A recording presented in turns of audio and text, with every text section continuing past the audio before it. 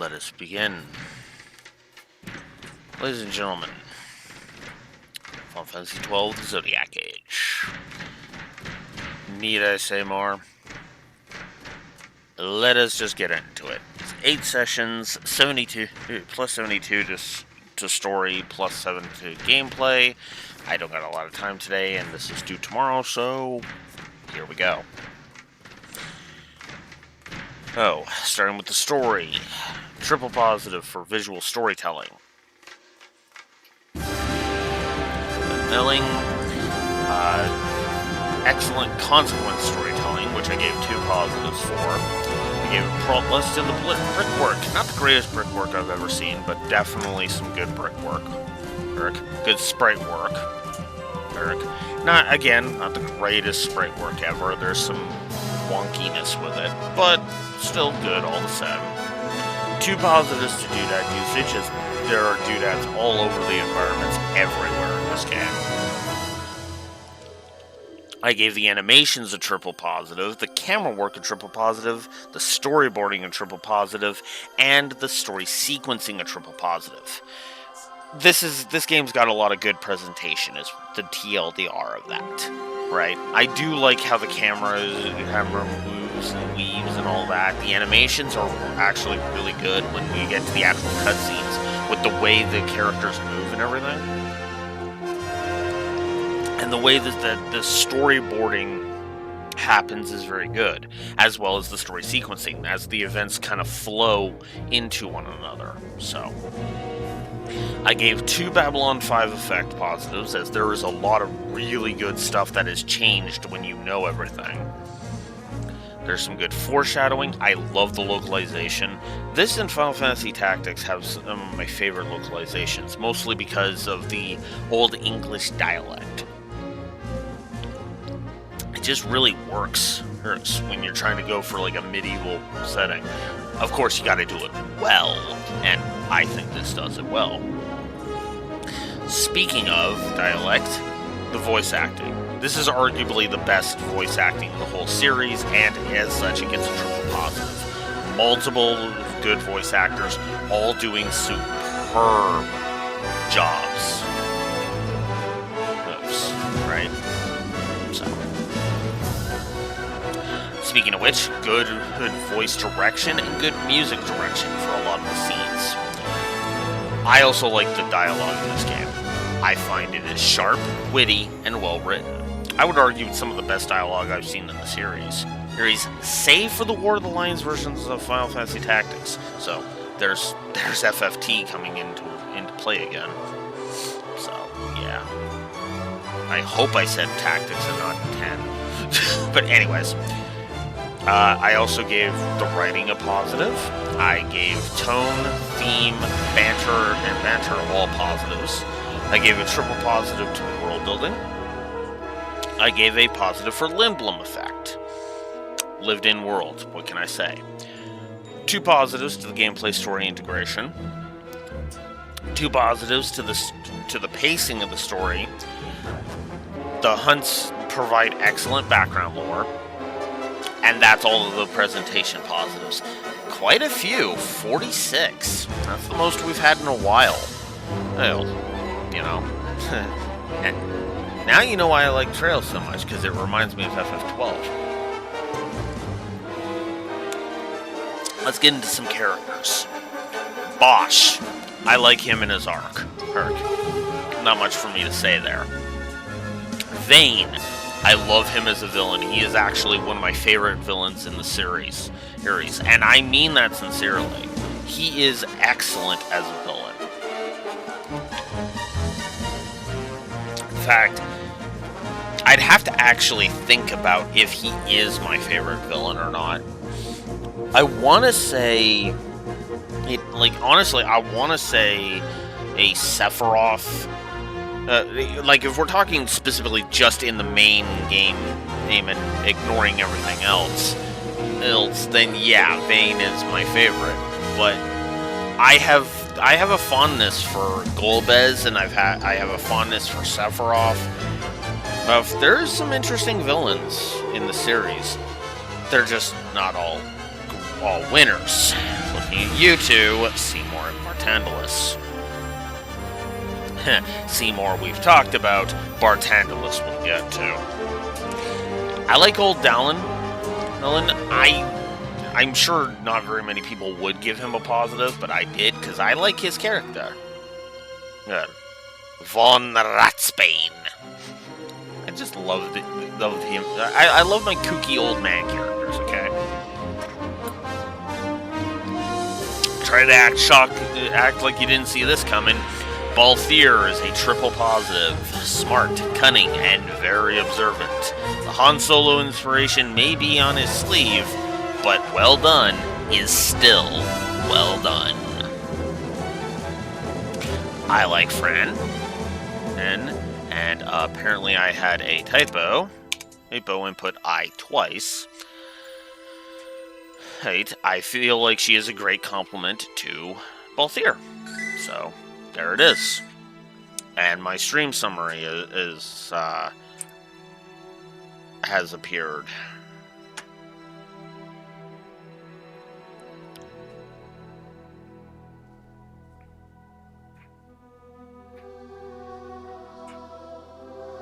Okay. That looked weird, but anyways. Sorry, give me a moment. There we go. Alright, so, yeah, where was I? Right. So, I also like Ash, despite some of her rougher edges. She is a good character. I ended up really liking Larsa. I love his complexity and his morality.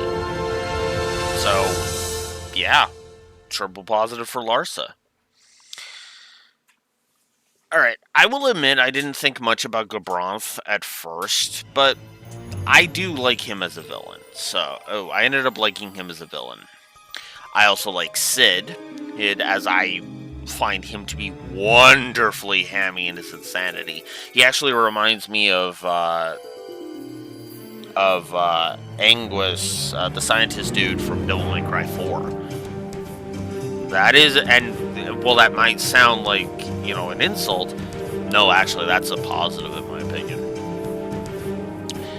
Alcid, I kind of liked him as a cool character, and Redis, I ended up liking. So, there you go. Now we get into moments. I like the opening scene. Great. It's great at setting up the tragedy of Dalmasca, setting up Ash's character arc, and it gets across the point quickly and with minimal fuss. Right? I'm never left questioning, ooh, what does all this mean? No, I actually understand in a very short amount of time what's going on. So that's cool. Then there's the death of Rex. It hits. And I admit, I can't really explain why it did, even on my first playthrough, but it definitely did. Now, you know, so the voice acting and the direction of the scene are extremely well done, and I think it was just a well-presented scene, and it got me. Especially considering they pulled the trick of the tutorial character is not the character you play as for most of the game. Then there's Vane's speech to Rabanastre. I feel like that's a great scene and very well handled, and a fantastic demonstration of Vane's character. The intro, which I chop off when you leave Rabanastre for the first time, is great at establishing the conflict, the world of Elise, and a large swath of the politics on display. So I gave it 2 positives. Then we didn't get any more positives until Vossler's betrayal, as it is honestly more complex than it first seems. It's not just, I'm betraying you because I'm an asshole, it's, I'm betraying you because I don't see any other options. That's a great distinction. Then there's the destruction of the 8th Fleet, which is a great scene and a wonderful turning point in the story.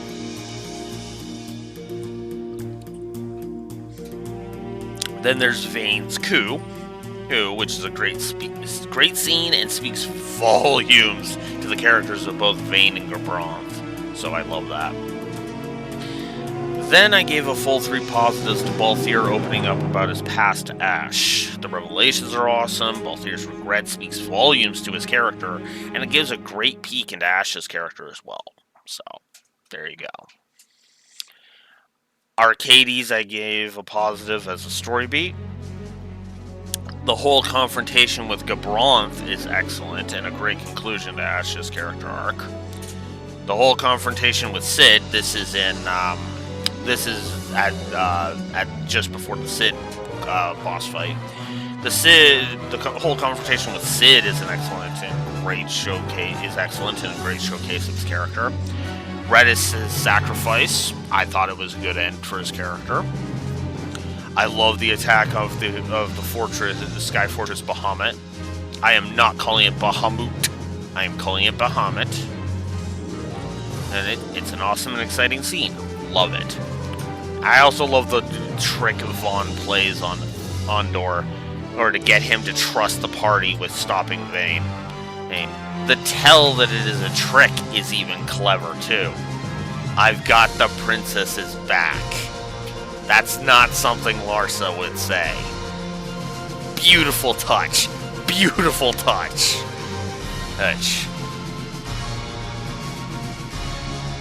Balthier's sacrifice. I felt it was a great scene and shows why I love his character. And I like that he didn't die from that, because that would have been bullshit. But yeah. I also like the ending, as it was a nice bow on the story. And the outro, story-wise, got a positive from me. Enough said, really. 83 positives overall to the story. Now let's get into the negatives, shall we? Penelo is my most hated character in this entire game.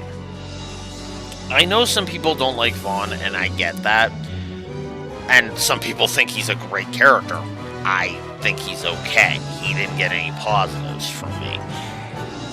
And technically he is, he is the cause of some some negatives are centered around him, but he himself is not a negative, if you understand the distinction. If you understand this distinction. In fact, Penelo is the only character that got any negatives from me. Because, in my opinion, she is an awful character. She is egotistical, she is bratty as fuck, and has practically zero relevance to this story. Other than to get kidnapped and fawn over Vaughn. Like seriously, we all know what she really wants. She wants Vaughn and Larsa to fucking have a three-way with her. That's what she wants, and it's so blatantly obvious. It's so fucking stupid. But whatever. I just, every time she was on screen, I just wanted her to get the fuck off my screen. Then there's the whole who's the real protag problem here, and what I like to call the protag problem. See, Vaughn and Penelo are square pegs trying to go into a round hole narratively. You eject them from the story and you lose nothing. You lose literally nothing by ejecting them from the story. Alright, this is a story about Ash trying to reclaim her kingdom and Balthier's involvement in that. Hell, even Bosch and Fran, for as simple as their arcs are lent more credence to the main character to be main characters. This negative was not given to 10 or 10-2 because for as flawed and at times awful as the Spirit Saga could get, neglecting two main characters and giving them barely any characterization or development is not one of them. I made a big stink about Titus saying, "This is my story, this is my story, this is my story," in 10. But credit where it's due, there's an argument to be made about it being Titus's story in 10. You could actually present ideas that Titus is really the main character, the main driving force. Norse. And in my blunt opinion, they are actually more solid pieces of evidence than people who say Kefka is the main character of FF6, because Tidus does change the setting. He does progress the story forward. There is no real story if Tidus isn't there. Would some elements still happen? Yes, but I would argue there would be no permanent change to Spira. There would be no eternal calm without Kefka. Did I really say that? Without Kefka? Without Tidus. Yes, Kefka's... God damn it. Without Tidus, there would be no eternal calm. Without Kefka, what the... You can tell I'm trying to rush through this can't you? But yeah. Well, and as the last sentence before I mentioned the triple negative states, at times the narrative in FF10 was confused as to whose story it was. It nevertheless gave Tidus good reason to be there. As I said, there's an argument to be made for Tidus being in FF10. There is no argument that can be leveled for Vaughn to be here in FF12. And I would argue, not even as an audience surrogate.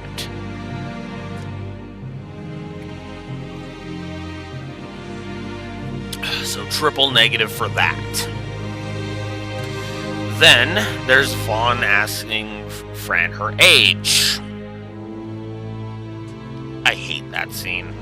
I hate that scene with every fiber of my being. Call me old-fashioned if you must, but Vaughn could have worded that better, and the wah-wah nature of the question would have remained intact. I should be upset at Penello's "grow up, please" line rather than wanting to slap Vaughn and placing it immediately after we had him show some tact and competence is just no. Period.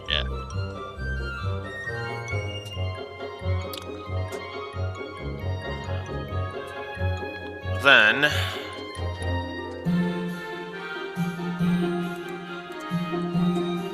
let's do that.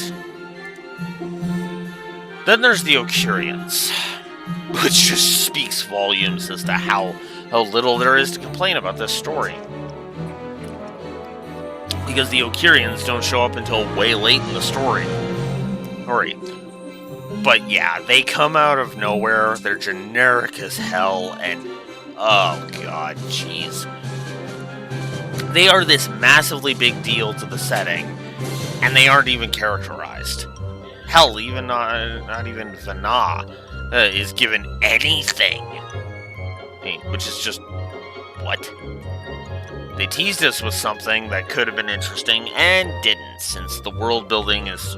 and because the world building is so good. Otherwise, yeah, no, I gave that a triple negative. And then I also gave a negative for the second half of the game, having a noticeable lack of story to the point where it's bothersome, because the first half is so dense with awesome story, and then the second half is a barren wasteland of bad story. Blech.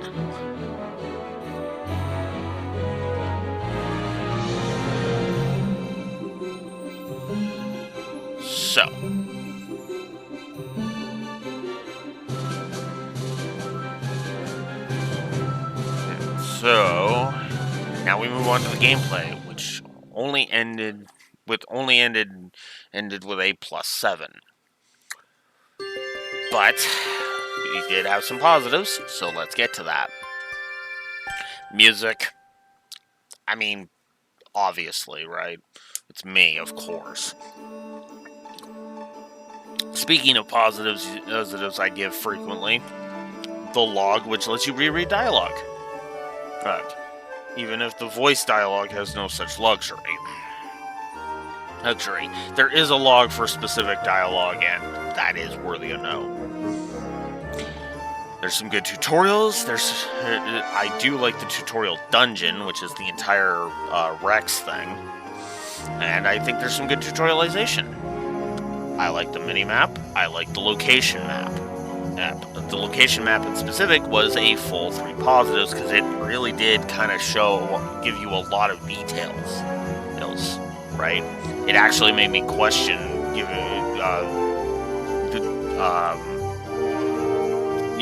the triple positives I've given other maps. So. Save points. Once again, they restore HP and MP. I will always be grateful to that because that saves on grind. I also think the save system is really, really well done. And got a triple positive for me. I'm not usually one for giving massive positives to save systems like this, but this is an exception because the save system not only is very quick, which is why lore gives that positive. I get it, but different reviewers. But the saves can also transfer between the main game and trial mode, which just makes it even better. Oh, and cuts down on the grind of license points, which we'll get to when we talk about trial mode. I gave the autosaves a triple positive. And since they also allowed trial mode to be an LP resource, yeah, and easily, I might add, yeah, triple positive for the autosaves. Quality of life is all over the place. There's lots of small little convenience features all over the place. The Gambit system. This is the game that gave this system its name, and oh man, does it show. It's a very robust system that has tons of customization options and allows the player to have complete control over the party without micromanaging them, because you just set up their gambits and they go and they do whatever you set up their gambits to be. So, everything from, and you can even set the priority order. So, which works for everything from, potion usage to white magic to what kind of attacks are used. You can even set it up so that if the party knows that an enemy is weak to fire, for example, they will cast a fire spell, and so on and so forth. It's a great system, which also meant the party AI is fantastic, so another triple positive. Now, granted, that might be cheating a little bit because you can customize it, but they follow the script. That's good in party AI. They don't go off script, so.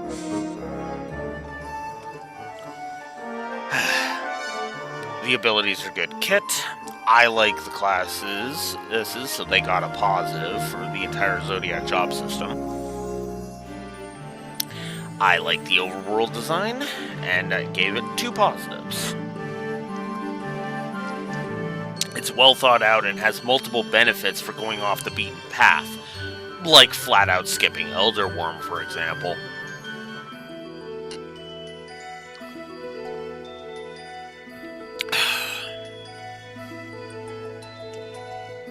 I gave trial mode a triple positive because it seems basic at first. It's a gauntlet of enemies, yes, it's effectively a horde mode, but it's repeatable, it has good steal fodder, and the license points can be carried over to the main game, making grinding LP less of a headache. So, yeah, triple positive. I also like the hunts and gave them a triple positive. I feel they are great side content, as you can tackle them when you feel ready, and while some of the hunts are stat gates, they are nevertheless fun and a great way to expand the runtime. Yzmat notwithstanding. Triple positive.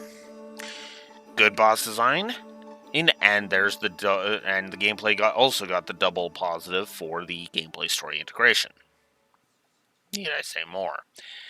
I feel there's good enemy AI design, good enemy variety. I like the combat HUD. I like the visual. There's good visual distinction. I like the combat animations. Bam, bam, bam, bam, bam.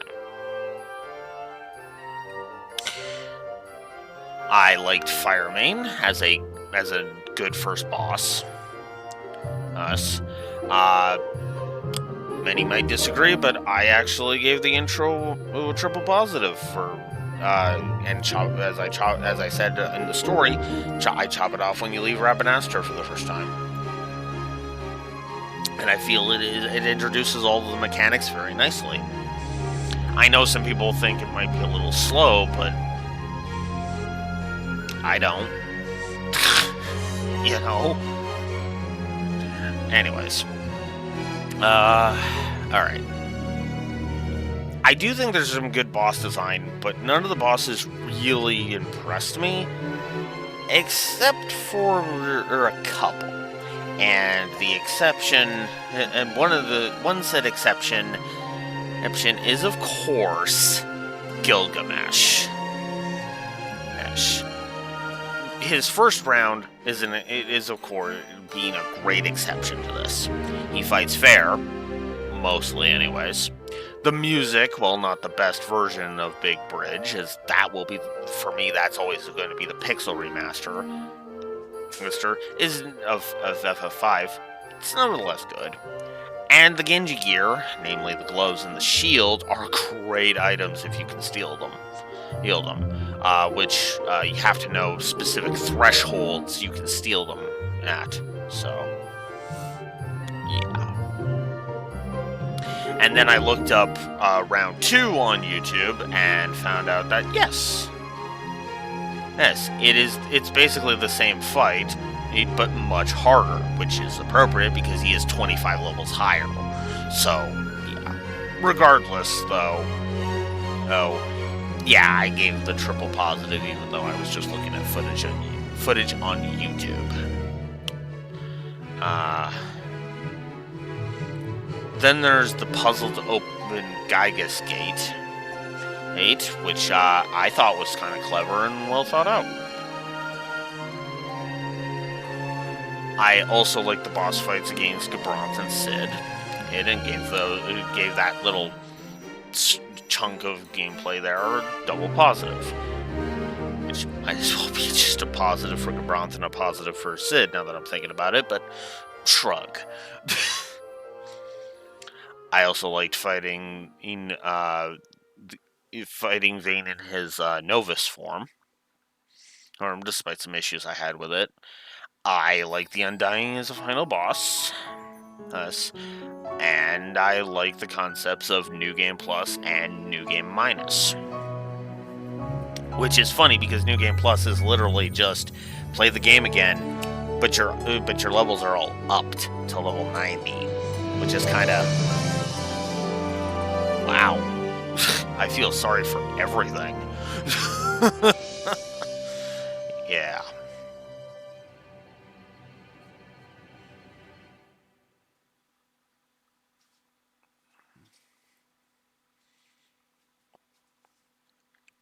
So, yeah, New Game, and then New Game Minus is an interesting idea for a challenge mode, as New Game Minus is, you're basically weak sauce for the entire game. Interesting concept. And then I gave a replayability and a viscerality plus. Because, yeah, when you get there, there's some good viscerality, and despite all of my issues with 12's gameplay, which we'll get to, yeah, I'd play this again. Absolutely. Let's get into the negatives, though, because we do have some negatives to talk about. The camera. Oh, God, the camera. It gets caught on walls too easily, and it is, like, ugh. It was going all over the place, especially in high-speed mode. Especially when you're in, more contained areas, which the game has several of. Yeah, the camera can be a real pain in the ass if you're on high speed mode. Oof. I gave a negative for grind because, yeah, the license points and the license points to the drops and the gil farming. Ugh. Even with the easy to screw up Dusty trick, which in my opinion is not great. Not great. I hate tricks like that are so easy to screw up, you know. I gave a negative for walkthrough-itis, as times there are, you will need to look up, like, steel tables and that. The status effect fetish, yeah, you all know me on that, but I'm a broken record with that by now. Triple negative. I hate when enemies use status effects, and that's the major crux of their difficulty.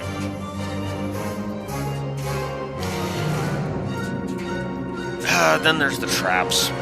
I know there's ways around them, but the problem is that they are consistent and can halt your progress way too much. That's for them to go on bitched about. So sorry, double negative. I also don't like the game's MMO design, and as I feel it is to the detriment. It is everywhere, from the combat to the sloggy nature of earning license points, despite the Zodiac Age mitigating that with trial mode, to traversal being limited by a consumable. It all just screams hell, so I gave 3 separate negatives for the different aspects of the MMO design. So, there you go. Which is funny because this is actually how I had originally envisioned writing out these negatives, right? I hate this boss fight, and it's a triple negative, and here's like three individual reasons why, right? So, yeah. I also gave a triple negative to the drop rates, as I feel they are awful, and half the time, they are only worth the hassle if it's a good item.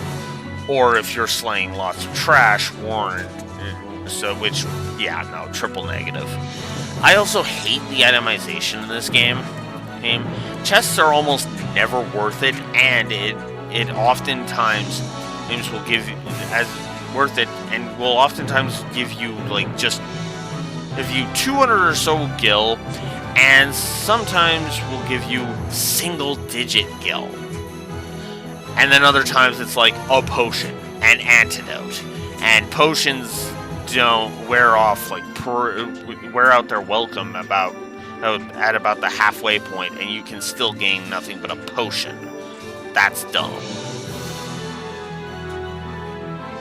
So then I had an aggregate of small but very aggravating annoyances. If an enemy kills itself by kamikazing you, no export license points for you. I am also not a fan of bosses interrupting you for their big attacks, and then there are some that are just straight up invincible for a time, which is just blech. Then there's the lack of a quest log for the side quests, and many of the side quests are honestly just busy work with a guide. And also, I really don't like Draclor Lab. I find it's an annoying dungeon, so. Well, an annoying dungeon, not a bad one, as I stated there. I shouldn't say bad. No, Draclor Laboratory isn't bad, it's just annoying. So, yeah. I also don't like the pacing gameplay-wise. There's only one negative for it. I don't like the dungeon design. I find it to be absolutely crap. Also, do you want the game's vast amount of background lore? Do the side content, and most of it is irritating. I don't like the difficulty curve. I feel it is just too spiky for my taste. I feel the power progression curve is too damn slow. There are some audio spam issues, especially when you're using turbo mode. Also, I really don't like a turbo mode causing issues and being able to fuck you over in combat because the enemies basically have no cast time while you have turbo mode up. I really don't like the Bosch Lives section. That's the bit in, I forget the name of the place. It's Bujerba, I want to say. Hey, where Vaughn's running around saying, I'm Captain Bosch, Von Ronsenberg. Bosch lives, don't listen to Ondor's lies. You know, that whole section? I don't like that section, and I never have. Then there's Elder Worm. Fucking Elder Worm. He is status effect fetish the boss. Complete with being a difficulty spike from hell, too. Because, man, is he annoying if you fight him at the level you would normally be at that point. Ugh. Then there's the Hunt White Moose, who is an asshole. Constant status effects, constant ridiculously strong attacks, and if you're unlucky, he won't be alone. Which just sucks. So yeah, that was a triple negative for that hunt. I also do not like the waiting game with Merilith. Dromalik, it was an aggravating boss fight as he hits like a bullet train and his constant summoning of ads combined with a multitude of irritating status effects. So, yeah, that all just warranted a triple negative from me. I also kind of disliked old arcades from a gameplay perspective, as I felt it was a test of patience. Not a long one, but still one all the same. Raflasa is an asshole to mages, and is irritating in addition to the status effect fetish crap. Then there's the Great Crystal. Which is a dungeon, and it's awful. It made me wonder how bad Pharos is, as that is what I hear is the absolute worst dungeon in the game. So, yeah, triple negative for the Great Crystal because, God, that place was long, samey, and just boring, and you could easily get lost in the Great Crystal. That's the problem with it. Speaking of Pharos itself is a long, sloggy, boring, and with the exception of Gabronth and Sid, it is long, sloggy, and boring, and with the exception of Gabronth and Sid, the bosses suck too, resulting in my pick for the worst dungeon in the game. Yeah, I'm going with the crowd on this one. Pharos sucks, and deserves nothing less than a triple negative. Then there's Yzmat and his 50 fucking million HP and cheap bullshit. So I gave that a triple negative. I hate Sky Fortress Bahamut as a final dungeon, as I feel it is terrible and feels lame. So double negative for that. And gameplay-wise, this is one of the most disappointing outros in the FF series for me. Even if it is bolstered by a couple of the final bosses being fun to fight. Hence why the outro just gets a single negative. Also, New Game Plus can only be started from a one-time screen after the credits. Really? What the fuck is that bullshit? Also, New Game Minus being locked behind trial mode, in my opinion, is equally stupid. So yeah, that's it. Ladies and gentlemen,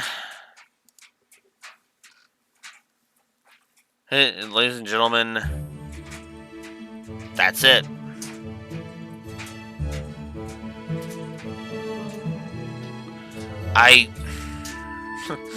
It feels weird to be done with it. It feels weird to be done with this game.